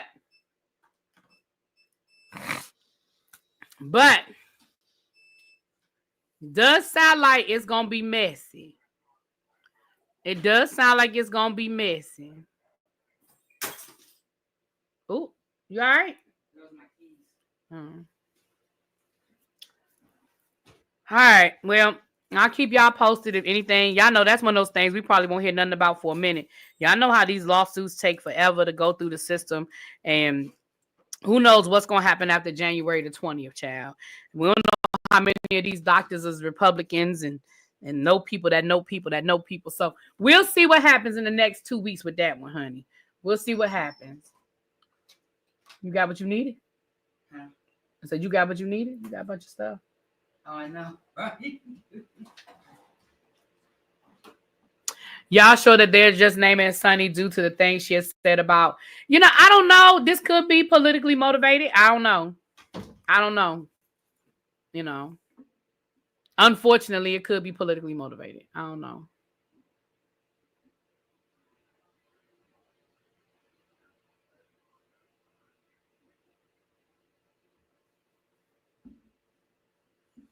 And that's what y'all think? Y'all think this politically motivated? That's what y'all think? It could be, child. I don't know. Child, it could be. All right. Last but not least, let's get into the situation with Twitch. Y'all know Twitch Boss. He was the DJ on the Ellen DeGeneres show. He became real popular on, I think he was on, I know his wife was on So You Think You Could Dance. I think maybe he was as well. They became very popular on social media because they used to do, especially during the Panorama, they used to do the dance videos together that used to go viral. He was a DJ, and he ended up becoming a producer on the Ellen DeGeneres show. And we know that a few years ago, he took his own life. It seemed very sudden. It seemed like a lot of his friends and family were very much, okay, he was on So You Think You Can Dance. Mm-hmm. Very much was shocked by it. And it seems as though his widow has written a book in which she speaks on, her life and her marriage and things of that nature. And in the process of her writing her book, she has revealed some things that the public may or may not have known about her husband. One of which she said that after he died, she found drugs. She found so many drugs. She found drugs on top of drugs on top of drugs. Okay. And there's been a response to that. Now I'm going to read y'all this article, and then we're going to talk about some of the response. And I want y'all to tell me how y'all feel about this. Okay. So I'm going to read y'all this article. It's coming from the New York Post. Okay. She did an article in People magazine. That's what sparked all this yesterday. Okay. Stephen Twitch Boss brother and friend have slammed. Wait a minute. Is that the beginning of the article? I feel like I'm not reading from the beginning of the article. Hold on. Stephen Twitch brothers. Okay, yeah. Okay, I guess I am reading from the beginning of the article. Okay. Child. Oh, this thing get on nerves. All right. Have slammed Allison Holker for revealing shocking private details about the late dancer's life 2 years after his death. Holker shared revelations about her late husband, including his alleged drug use that she discovered after his unaliving in 2022. To promote her upcoming memoir that's called It's called This Far, My Story of Love, Loss, and Embracing the Light. Sitting down with People magazine, the So You Think You Can Dance alum disclosed that she allegedly discovered a cornucopia of drugs, including mushrooms, pills, and other substances that I had to look up on my phone, hidden in his closet. I'm going to keep reading. Now the late dancer's brother, Dre Rose, and friend Courtney Ann Platt are speaking out about her decision to air out her late husband's personal struggles. Anyone who knows me knows I go straight to the source during a conflict and handle my business. But since there's clearly no shame in being so public, I haven't said a word in 2 years, but here I go. This is by far the most tacky, classless, opportunistic act I have ever seen in my entire life. She went on referencing the alleged NDAs that Boss's friends and family had to sign in order to attend his funeral. Platt added that Holker treated her mother-in-law like garbage this entire time. Elsewhere, a longtime friend of the late dancer called her out for smearing his name and attempting to dim the bright, loyal, loving light that was your husband. You're a living, breathing bulldozer. Stick to your own demons. Shame on you, Allison. Shame on your money-hungry team, she went on. Let my friend rest in peace. Boss's brother, Dre Rose, reposted Platt's Instagram message adding "no lies told." He later shared another friend's Instagram story on his profile, which read, "A disgraced and despicable human to do this to a grieving family." Dre has recently shared his heartbreak over his brother's death. Taken to Instagram in December, he shared a throwback image of the pair as kids alongside a lengthy caption about what a great person Boss was. August of 2023, Dre mentioned the NDAs Boss loved ones claimed they were asked to sign, though he did not mention Holker by name.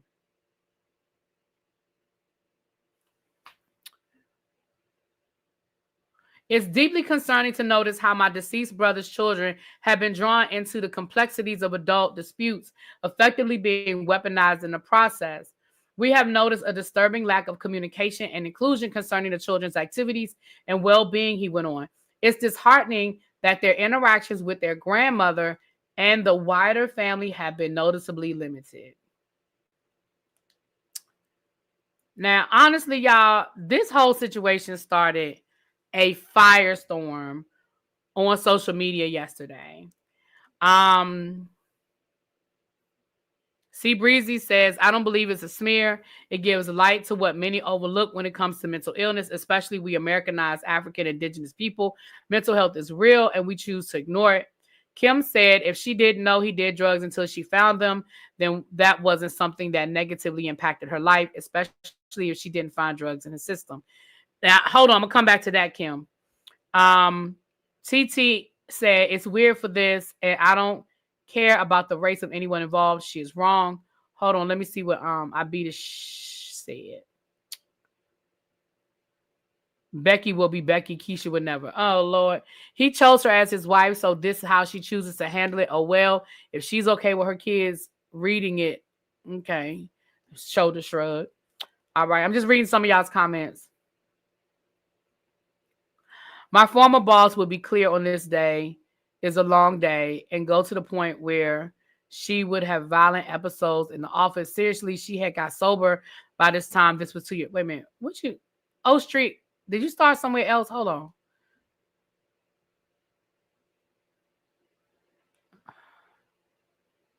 I think O Street is behind in the chat because I don't know what she's talking about. Okay.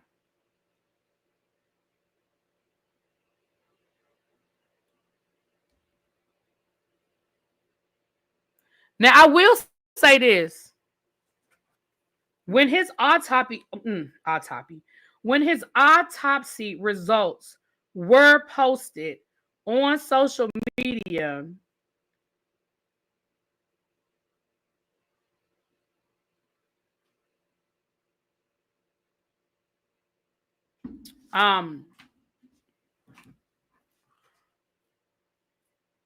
sorry, y'all. It said that his autopsy, that there were no drugs found in his system. So I find it interesting. I'm not saying it's not true, but I do find it interesting that you said he had a cornucopia of illegal drugs found in his house, but there were no drugs in his system when he passed away.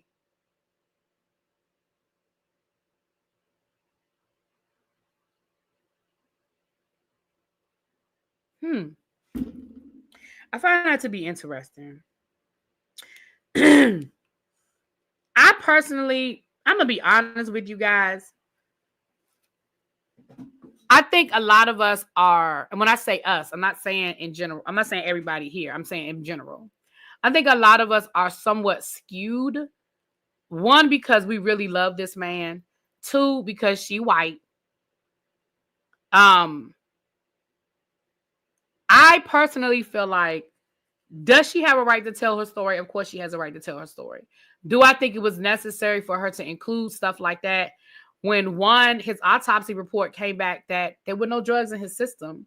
So even if you found drugs in his closet, do you know where those drugs were from? Maybe he took them from people. Maybe he tried to stop somebody else from getting high, from doing something stupid. Who knows where those drugs came from? Allegedly, she found his journal and she used some of his journal in her memoir as well.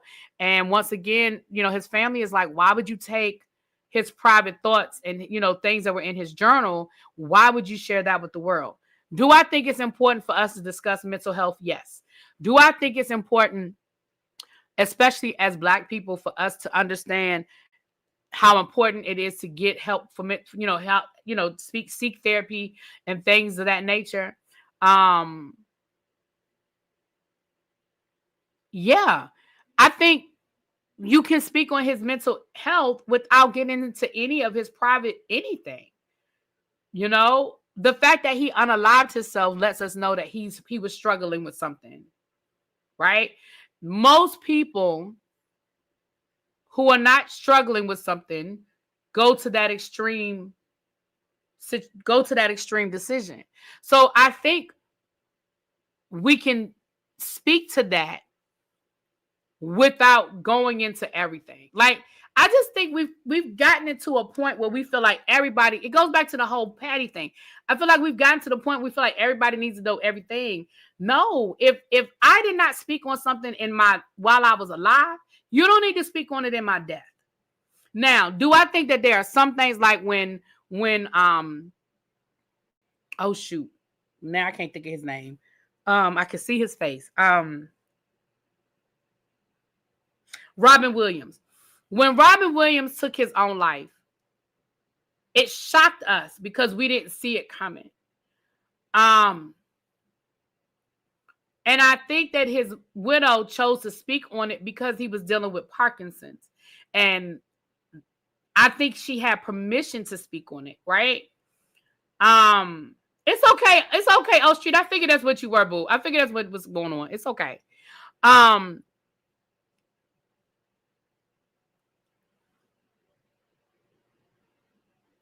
The fact that she had them sign NDAs to attend his funeral, and allegedly she's keeping the kids away from the family, it tells me that this is a deeper issue. It's not just about this book. It's not just about her speaking on his alleged drug situation. It's deeper. It's deeper than that. You know what I mean? It's deeper than that. And I'm with you, Abby. Ain't no way in hell. And I would have showed up and I dare you.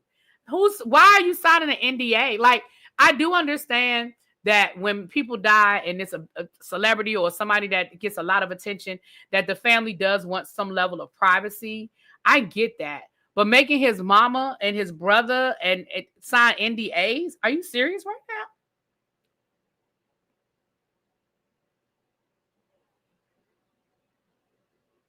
I'm going to say this. He picked her as a wife, and the guard of his legacy, she isn't going to react to things like we would, nor should we expect her to. White people always talk too much.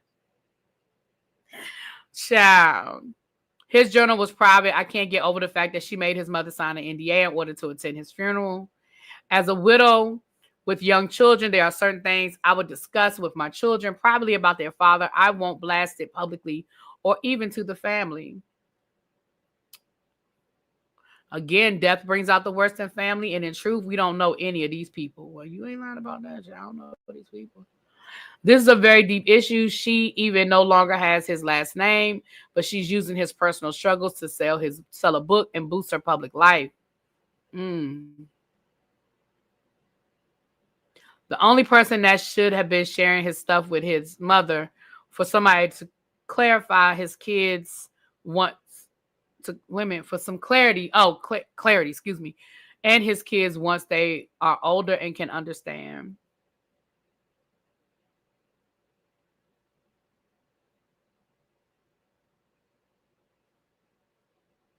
What is he picked? Talk about. I don't know what that means, Kim. I think you meant to. I understand. Let me see. I think you mean what is he picked her about? I don't know. It's like y'all want to punish him for choosing a white wife. That lady ain't right. Grieving is no excuse for that. You don't get away with that because of someone. Remember, Twitch isn't a regular person. He's a public figure. Wife trumps mama and everyone else. I wonder what his relationship was with his family prior to passing. That's a good question, Nitwit. Now, Nitwit, that is a good question.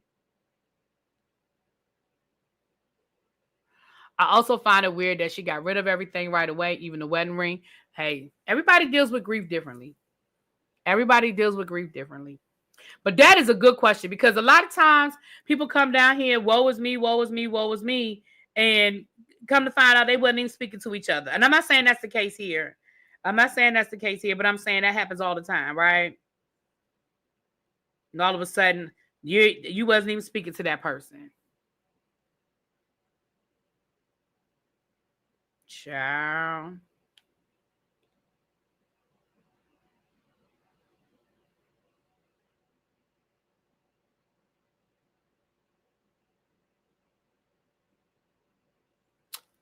Well, that's all I have, y'all. We about to get off of here. We've been here almost 2 hours. Look at this. Y'all keeping me here almost 2 hours. I'm about to go and I'm hungry. I feel like I just ate breakfast, but I don't know why I'm hungry. I think I got a couple of chicken wings in there. I'm going to warm up and chill out and relax for a little bit. Now, y'all got a full day out of me yesterday. I don't think y'all going to get that out of me today. I think today, later on tonight, I may go live. I think the panel, the Beverly Hills panel, I think we may go live later on tonight, but that's about it, child. She does have a new boyfriend. Mm-hmm. Cindy says she's going to have a snow walk. I know that's right, Cindy. Yeah, I keep saying what they talking about this storm coming through. But I keep saying in other states. Let me look. My weather app still ain't changed. Let me double check, child. My weather app ain't changed.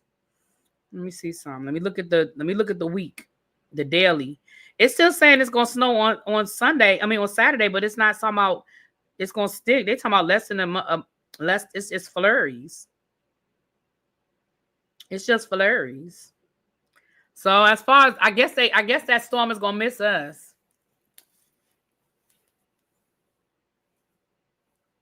Thank you, Sea Breezy. Thank you. You're welcome, and blessings to you as well. All right, y'all. I'm about to get off of here. Appreciate y'all. Don't forget, if y'all want to be a part of the Traders Fantasy League, go back to the beginning of this video or go look at the video I uploaded yesterday so you can get all the details. Don't forget to go over to Black Girl Vitamins and get you some Black Girl Vitamins, honey. Go on and get you some. Okay? All right. I'll talk to y'all later. Mwah. Peace.